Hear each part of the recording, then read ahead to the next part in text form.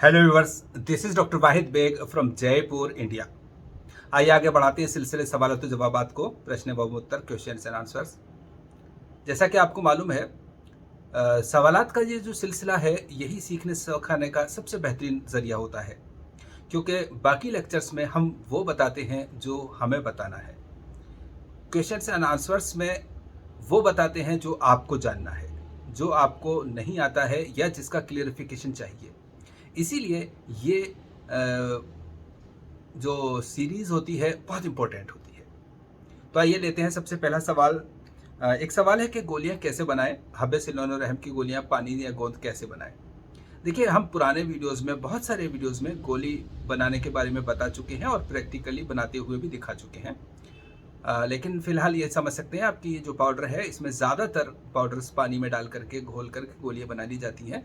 लेकिन कभी कभी कुछ पाउडर्स जो ज़्यादा खुश्क होते हैं, उनमें आप बबूल का गोंद थोड़ा सा डाल करके और गोलियाँ बना सकते हैं। एक सवाल है कि ये अंबर क्या है। पिछले दिनों हमने एक वीडियो अपलोड किया था अंबर के बारे में, यानी कहरबा के बारे में। उसके ने बहुत सारे सवाल खड़े कर दिए। हमारे एक फ्रीक्वेंट व्यूवर है जिन्होंने ये बहुत सारे सवाल कर दिए। इनफैक्ट इनके जो सवाल होते हैं वो न सिर्फ इंफॉर्मेशन के लिए ज़रूरी होते हैं, नॉलेज के लिए ज़रूरी होते हैं, बल्कि वो सवाल होते हैं जो ज़्यादातर हमारे व्यूवर्स करते हैं। यानी कि कह सकते हैं कि उनके सवालों को भी इनके सवाल कवर करते हैं, इसलिए उन सवालों को हम ले रहे हैं। देखिए, एक तो ये कि ये अंबर तो मछली के पेट से निकलता है, फिर ये कौन सा अंबर है। देखिए, हुआ क्या है, सबसे पहले हम इसको क्लियर करें। अंबर जब हम कहरबा के लिए कहते हैं तो ये एक इंग्लिश का लफ्ज़ है, कहरबा फारसी का लफ्ज़ है और तृणमणि हिंदी का या संस्कृत का शब्द है। लेकिन जब हम अंबर, जो कि अरबी का शब्द है, उसको जब इंग्लिश में हम ट्रांसलेट करते हैं तो वो एम्बर गेरिस या एम्बर गेरिस कहलाता है। तो यहां पर एक भाषा के वजह से कंफ्यूजन हुआ है। जब हम कहरबा बोल रहे हैं तो उसको जब ट्रांसलेट करते हैं तो इंग्लिश में वो अंबर कहलाता है, लेकिन जब हम अरबी का अंबर बोल रहे होते हैं और उसको इंग्लिश में ट्रांसलेट करते हैं तो वो अंबर गिरिस कहलाता है। ये एक फ़र्क है दोनों में। तो हमारा यहाँ पर जो अभी वीडियो बनाया है वो हमने अंबर यानी कहरबा के बारे में बनाया है। वो अंबर जो अरबी का वर्ड है, जिसको इंग्लिश में अंबर गिरिस कहते हैं, उसके बारे में हम अभी नहीं बताया है। लेकिन हाँ, वो मछली के पेट से निकलता है। वो एक अलग तरह की दवा है और इम्पोर्टेंट दवा है। तो इसीलिए जो सवाल होते हैं वो अपने आप ही ख़त्म हो जाते हैं कि ये अंबर गिरिस से आप सब जगह का खून क्यों बंद करना चाहते हैं। ये क्या वो वही है जो इत्र बनाया जाता है? इत्र बनाने वाला अंबर जो है वही एम्बर गेरिस होता है, जिसको इंग्लिश में कहते हैं और अरबी में अंबर कहते हैं। और इत्तेफाक की बात यह है कि हिंदी में अंबर आसमान को कहते हैं। तो अगर हमारा ध्यान उधर चला जाता कि अंबर, तो फिर वो और भी थोड़ी सी हास्यास्पद स्थिति हो जाती। मैं समझता हूँ कि ये सवाल क्लियर हो गया होगा। एक सवाल है कि हाइट बढ़ाने का नुस्खा बताएं। तो देखिए, होता क्या है कि अगर हाइट हेरिडिटी की वजह से नहीं बढ़ रही है तो उसका कोई इलाज नहीं है, जो मौरूसी होती है, जो ख़ानदानी होती है। लेकिन अगर किसी बीमारी की वजह से, किसी वजह से रुकी हुई है तो उसका इलाज मुमकिन है। लबूब कबीर कौन सी बीमारी वाले खा सकते हैं? लबूब कबीर में हमने बहुत अच्छी तरह से एक्सप्लेन कर दिया है इसको। हालांकि इस सवाल का भी जवाब हम बहुत पहले दे चुके हैं। पीपल और पिपली दोनों एक है क्या? लेकिन फिर बताते हैं। इनफैक्ट पीपल फिलफिल दराज को कहते हैं और हिंदी का एक शब्द है पीपल, जिसको पीपल का पेड़, दरख्त पीपल, दरख्त लर्जा, उसको भी पीपल कहते हैं। तो ये एक कन्फ्यूज़न होने लगा था। इस वजह से पीपल दरख्त का नाम, जब भी हम पीपल बोलते हैं तो दरख्त मुराद लिया जाता है, और जब हम पिपली बोलते हैं तो फिलफिल दराज मुराद लिया जाता है। इस तरह से दोनों को अलग करने के लिए, सेपरेट करने के लिए, समझने के लिए पीपल और पिपली बना दिया गया। पहले ये दोनों लफ्ज़ पीपल ही हुआ करते थे। आज भी पीपल लोग समझते हैं तो पीपल बोलते हैं, छोटी पीपल, बड़ी पीपल।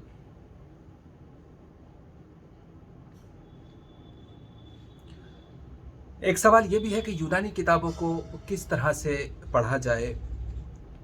देखिए, किताबें कोई भी हो, किसी भी सब्जेक्ट की हो, सबको पढ़ने का तरीका एक ही होता है।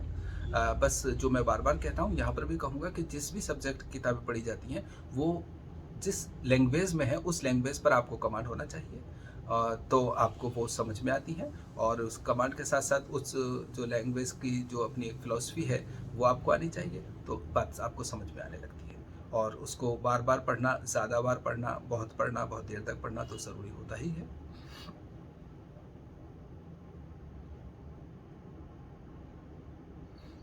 प्रोटीन पाउडर में इलायची 5 ग्राम डालनी चाहिए, जो ये हमारा वज़न है इसमें 5 ग्राम काफ़ी है। ज़्यादा आपको चाहिए फ्रेगनेंस तो 10 ग्राम भी डाल सकते हैं।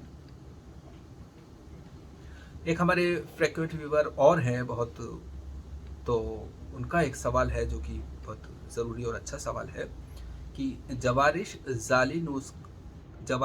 जालिनूस का जुज़े ख़ास क्या है। यूनानी अदविया के अक्सर जुज़े ख़ास हुआ करते हैं, जो एक ऐसा कोई भी इंग्रेडिएंट जो उस माजून का या जवारिश का या इतनी फल का ख़ास हिस्सा है वो जुज़े ख़ास कहलाता है। तो यहाँ पर देखिए समझने की बात है, इस चीज़ को थोड़ा सा समझना होगा आपको कि ये जवारिश जालिनोस हाजमे की एक बेहतरीन दवा है। बलगमी अमराज को दूर करने के लिए, मैदे के अमराज को दूर करने के लिए बहुत अच्छी दवा है।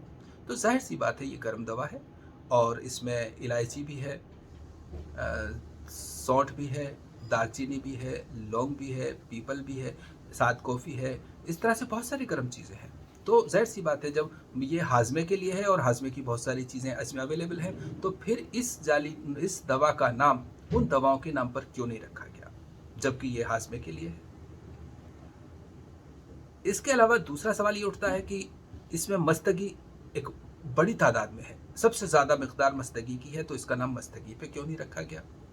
चूँकि उसूल यही है कि जो ज़्यादा इफ़ेक्टिव हो या जो ज़्यादा मिकदार में हो उस पर नाम रखा जाता है। लेकिन इसका जुज़े ख़ास ज़ाफ़रान है। अब कहने की बात ये आती है कि ज़ाफ़रान तो कोई हाज़िम दवा नहीं है, जबकि ये हाज़मे की दवा है। मस्तगी का फिर भी मैदे के रोल समझ में आता है कि वो मैदे के बलगम को सुखाती है। लेकिन इनफैक्ट इसकी वजह जो है वो ये है कि ज़ाफ़रान एक ऐसी दवा है जो स्टोमक की जो क़ुव्वतें हैं, जो पावर्स हैं, जब डिमिनिश हो जाते हैं, कमज़ोर हो जाते हैं, ज़ौफ़ आ जाता है, तो उनको स्टिमुलेट करती है, बरअंगेख्ता करती है, एक्टिवेट करती है।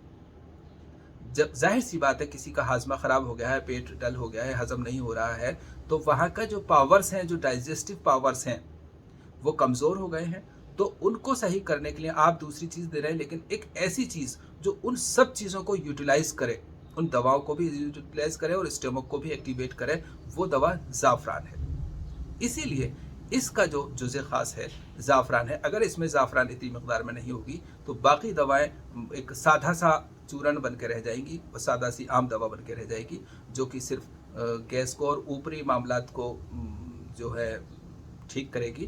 बाकी जो उज़ू में जो ख़राबियाँ है उस पर उसका असर नहीं होगा।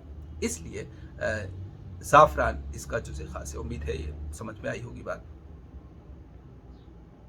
रोगन करहा के बारे में एक सवाल है कि क्या इसको बॉडी बिल्डर्स अपने बॉडी पे लगा सकते हैं? नहीं। एक सवाल ये भी है कि जो इत्रिफल नस्ल हार जब हमने बनाया था तो उसमें उसको चर्ब नहीं किया गया है, तो इसको चर्ब नहीं करना चाहिए, क्योंकि एक आम उसूल ये है कि जब इत्रिफल बनाए जाते हैं तो उसमें हलेला जात को चर्ब किया जाता है, उसके साथ जो दवाएं होती है। उसके चर्ब का मतलब ये हुआ कि किसी भी चिकनी चीज़ से, रोगन बादाम से, घी से या रोगन अरंडी से, रोगन जैतून से उस दवा को थोड़ा चिकना किया जाता है, ख़ास मिकदार। लेकिन यहाँ पे इसमें माजून में आप कर लें तो बेहतर है और नहीं करें तो ज़रूरी नहीं है। तो डियर व्यूवर्स, ये थे कुछ सवाल जो कि क्लेरिफिकेशन थे। इनफैक्ट कहरबा के बारे में मैं समझता हूँ ख़ास तौर से जो एक कन्फ्यूज़न था वो दूर हो गया होगा कि कहरबा एक अपने आप में अलग दवा है। ये भी इत्तेफाक से समुद्र के नक के किनारे और बहुत पुराने उसमें पाई जाती है, लेकिन उससे कंफ्यूज नहीं होना चाहिए।